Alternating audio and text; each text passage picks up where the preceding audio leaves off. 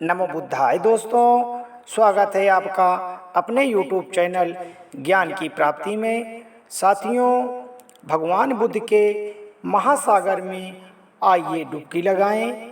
साथियों, आज की इस वीडियो का विषय है कि मनुष्य अपनी काम वासना को कैसे मिटा सकता है, भोग विलास से कैसे छुटकारा पा सकता है। तो दोस्तों, भगवान बुद्ध के बताए मार्ग पर चलकर ऐसी समस्याओं से आसान तरीके से निपटा जा सकता है। दोस्तों, काम वासना या भोग वासना हमें तब तक सुख देता है जब तक हम उससे ऊंचे आनंद को प्राप्त नहीं कर लेते। अगर हम उससे ऊंचे आनंद का स्वाद चख लेते हैं तो काम वासना का मजा फीका हो जाता है। युवा अवस्था एक आदमी के जीवन का एक ऐसा समय होता है जिसमें उसकी काम वासना उसके चरम सीमा पर होती है। अगर उस युवा को कोई तरीका मिल जाए, साथियों, अगर उस युवा आदमी को कोई तरीका मिल जाए जिससे वह निकल सके, काम वासना को अपनी ध्यान की सीढ़ी बना ले, जिससे उसका जीवन आनंद से भर जाए। साथियों, काम वासना से छुटकारा पाना बड़ा ही कठिन कार्य है। इसलिए भगवान बुद्ध की इस कहानी से हम आसानी से मुक्ति मिल सकती है, हमें आसानी से छुटकारा मिल सकता है। साथियों, गौतम बुद्ध के समय में वैशाली नगर में एक बहुत सुंदर वैश्या रहती थी जिसका नाम आम्रपाली था। वह बहुत ही सुंदर थी। साथियों, उससे नगर को बड़ा ही डर था। वह पूरे नगर को दूषित कर रखी थी, अर्थात पूरे शहर की पत्नी के समान थी। उसके द्वार पर सदैव 4-6 रथ खड़े रहते थे। यहाँ तक कि महान राजाओं को उससे मिलने के लिए इंतजार करना पड़ता था।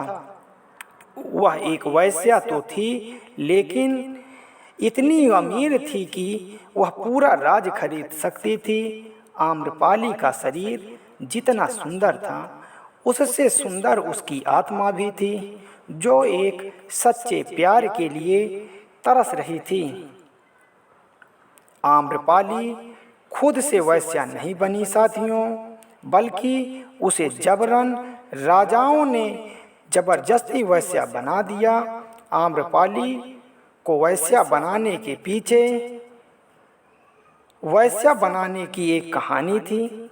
आम्रपाली अपने ग्राहकों को खुद प्रेम के जाल में फंसाती थी। वह दिखावा करती थी क्योंकि उसके लिए उससे भुगतान किया जा सके, उससे पैसे ऐंठे जा सके, लेकिन अंदर से वह उससे उतनी ही नफरत करती थी, क्योंकि सभी उसका इस्तेमाल एक भोग विलास के लिए किया करते थे। एक इंसान के रूप में उसका सम्मान कोई नहीं करता था। एक दिन आम्रपाली अपने महल की बालकनी में खड़ी थी। अचानक से उसकी नज़र रास्ते पर पड़ी। वह देख रही है कि एक युवा बौद्ध भिक्षु उसके महल के नज़दीक से गुजर रहा है। उसके पास कुछ भी नहीं था सिवाय एक भिक्षा पात्र के, लेकिन उसके पास एक जबरदस्त ज्ञान था। वह बहुत तेजवान था। लोग उसकी ओर आकर्षित हो रहे थे। उसके तेज में इतनी शक्ति थी कि बिन बुलाए लोग उसकी ओर खींचे आ रहे थे। जब भिक्षु ऊपर की तरफ देखा तो देखा कि आम्रपाली खड़ी थी। वह भिक्षु आम्रपाली की तरफ बड़े सम्मान से उसे प्रणाम किया। आम्रपाली एकटक युवा भिक्षु की तरफ देखती रह गई, क्योंकि उसको पहली बार इतने सम्मान की नज़र से किसी ने देखा था। किसी ने पहली बार उसे इंसान होने का एहसास दिलाया था। आम्रपाली सीढ़ियों से उतरी और बाहर की ओर आकर उस भिक्षु युवा के पैर छुए और कहकर, प्रभु कृपया आज के दिन आप मेरे मेहमान बन जाएं और मेरे महल में चलकर भोजन ग्रहण करें। इसके बाद आम्रपाली ने कहा कि मेरा निमंत्रण पुनः स्वीकार करें प्रभु, क्योंकि पहली बार किसी को निमंत्रण दिया है मैंने। मुझे हजारों बार राजाओं द्वारा, सम्राटों द्वारा निमंत्रण मिला है, मैंने निमंत्रण किया गया है, लेकिन मैंने किसी को आमंत्रित नहीं किया। ये मेरा पहला निमंत्रण है। वह भिक्षु सम्मान पूर्वक आम्रपाली का भोजन ग्रहण किया। भोजन ग्रहण करने के बाद आम्रपाली कहती है, हे प्रभु, आज से 3 दिन बाद बारिश का मौसम शुरू होने वाला है, जो कि 4 माह रहने वाली है। इसलिए मैं आपको 4 माह के लिए आमंत्रित करती हूँ। वह बौद्ध भिक्षु ने उन आम्रपाली की बात को सुना। वह आम्रपाली कह रही है कि आप मेरे महल में 4 महीने के लिए, मैं आपका पूर्ण रूप से यह आश्वस्त कर सकती हूँ कि मैं आपके ध्यान में कोई भी बाधा नहीं पहुँचने दूंगी। वह युवा भिक्षु ने कहा, माफ़ कीजिए देवी जी, इस विषय में मैं स्वयं निर्णय नहीं ले सकता हूँ। मैं आपके प्रस्ताव को, आपके विषय को भगवान बुद्ध से पूछूंगा। अगर वो मुझे अनुमति दे देते हैं तो आपके महल में मैं अवश्य रह सकता हूँ। इतना कहकर वह बौद्ध भिक्षु वहाँ से चले गए। इसके बाद वह बौद्ध भिक्षु भगवान बुद्ध के पास पहुँचते हैं और आम्रपाली के प्रस्ताव के बारे में कुछ बताते हैं। वहाँ मौजूद अन्य बौद्ध भिक्षु पास में पहुँच गए और बुद्ध से कहा कि उस युवा भिक्षु को रोकिएगा। आम्रपाली 4 माह के लिए अपने घर में रहने के लिए बुलाया है। भिक्षु एक वैश्या के घर 4 माह तक रहे, ये सही नहीं है। इससे हमारे संग में गलत संदेश जाएगा। बुद्ध ने कहा, कृपया आप लोग शांत हो जाएं। उस भिक्षु के आने की प्रतीक्षा कर थोड़ी देर बाद वह भिक्षु आए और बुद्ध जी के पैर छुए। उन्होंने पूरी कहानी सुनाते हुए बोले, भगवान बुद्ध, नगर में आम्रपाली नाम की एक महिला ने बारिश के 4 महीने अपने महल में रहने का प्रस्ताव दिया है। मैंने उसके प्रस्ताव का कोई जवाब नहीं दिया। मैंने उससे कह दिया है, उससे कहा कि आप अगर मुझे अनुमति दे देंगे तभी मैं आपके घर रहने के लिए आऊँगा। अतः बुद्ध जी, आप जो कहें मैं वही करूँगा। उस युवा बौद्ध भिक्षु ने आम्रपाली को वैश्या शब्द से नहीं पुकारा, उसका वैश्या शब्द से प्रयोग नहीं किया, केवल महिला शब्द का ही प्रयोग किया। बुद्ध ने उस युवा भिक्षु की आंखों में देखा और कहा कि तुम रह सकते हो उस आम्रपाली के घर। यह शब्द कहते ही अचानक पूरा भिक्षु खड़ा हुआ और कहने लगे, यह सही नहीं है। ये युवा भिक्षु एक सच्चाई छुपा रहा है। इसका कहना है एक आम्रपाली नाम की महिला इसे अपने घर में रहने के लिए आमंत्रित किया है, लेकिन वह महिला नहीं बल्कि एक वैश्या है। बौद्ध ने कहा, मैं जानता हूँ। बुद्ध ने कहा, मैं जानता हूँ, लेकिन इसने वैश्या शब्द का प्रयोग नहीं किया। इसके लिए इसके मन में सम्मान है, इसलिए मैं इसे वहाँ रहने की अनुमति देता हूँ। वहाँ मौजूद हजारों भिक्षुओं को यह विश्वास नहीं हो रहा था कि एक युवा भिक्षु एक वैश्या के घर पर रहने की अनुमति दे दी। अगले दिन 3 दिन बाद वह युवा भिक्षु आम्रपाली के घर पर रहने के लिए चला गया।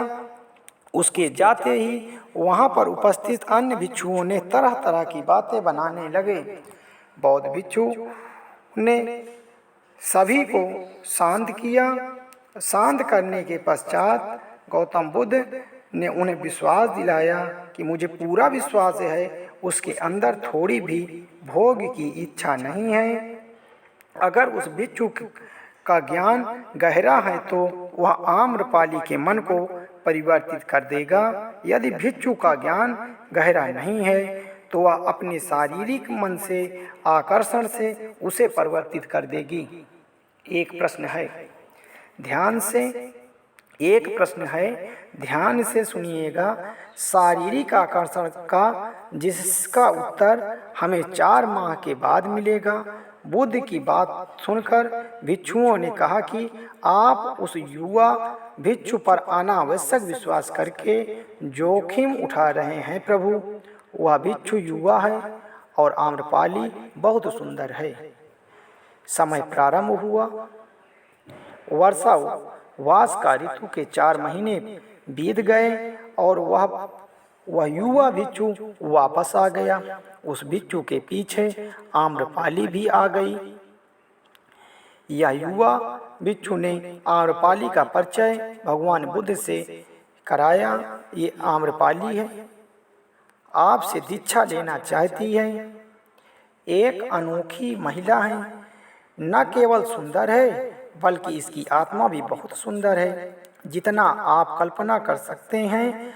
आम्रपाली बुद्ध के पैर छूती है और कहती है कि मैं पहली बार देखने आई हूँ कि इस युवा भिक्षु से प्रेम करने लगी हूँ, इसलिए मैं इस युवा भिक्षु को अपने सौंदर्य से आकर्षित करने का प्रयास किया, लेकिन मैं पूर्ण रूप से असफल रही हूँ प्रभु। इसके बजाय इस भिक्षु ने मुझे ध्यान की ओर आकर्षित किया है, या एहसास किया है कि वास्तविकता में जीवन भोग नहीं अपितु ध्यान है।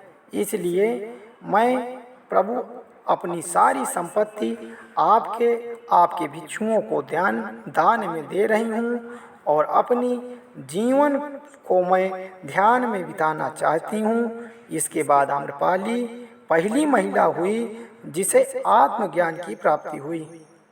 बुद्ध अपने पंथ के सभी शिष्यों से कहा, यदि तुम वैश्य संगत से डरते हो तो उस डर पर कोई वैश्य से लेना देना नहीं है, बल्कि वह डर तुम्हारे बेसुध तुम्हारा मन है, तुम्हारे मन की उपज है, क्योंकि तुम अपनी कामुकता दबा दिया है। तुमने अपनी कामुकता को दबा दिया है, जबकि कामुक ऊर्जा का दबाया नहीं जा सकता, लेकिन रूपांतरित किया जा सकता है। हम अपनी काम वासना को दमन करना चाहते हैं, लेकिन काम वासना एक ऊर्जा होती है, ऊर्जा का स्रोत होता है। वह ऊर्जा कभी भी खत्म नहीं हो सकती है, बल्कि वह रूपांतरित किया जा सकता है, उसको बदला जा सकता है। लेकिन याद रहे कि काम वासना से छुटकारा पाने के लिए सोचना भी नहीं, हमें बस ऊर्जा को रूपांतरित करना है, जैसे ध्यान के लिए परिवर्तित करना है। जैसे हम ध्यान साधना में लीन हो जाएंगे, वैसे वैसे हम काम वासना से ज़्यादा आनंद प्राप्त हो जाएगा और काम वासना इसके सामने तुच्छ लगने लगेगी। साथियों, काम वासना से अधिक अगर हमें ध्यान में आनंद मिल जाए, ध्यान में हमें ज़्यादा खुशी मिल जाए, तो काम वासना का बिल्कुल भी जीवन में असर खत्म हो जाएगा। साथियों, आज इस वीडियो में भगवान गौतम बुद्ध के द्वारा उस युवा पीढ़ी, उस मानव शरीर को काम वासना से कैसे छुटकारा दिलाया जाए, आम्रपाली और भगवान बुद्ध के द्वारा बताई गई इस कहानी में क्या सीख मिली, यह हमें आप कमेंट्स में लिख कर ज़रूर बताएं और हमारे चैनल को लाइक व सब्सक्राइब ज़रूर करें। एक बार फिर से आप सभी प्रबुद्धजनों को सादर नमो बुद्धाय।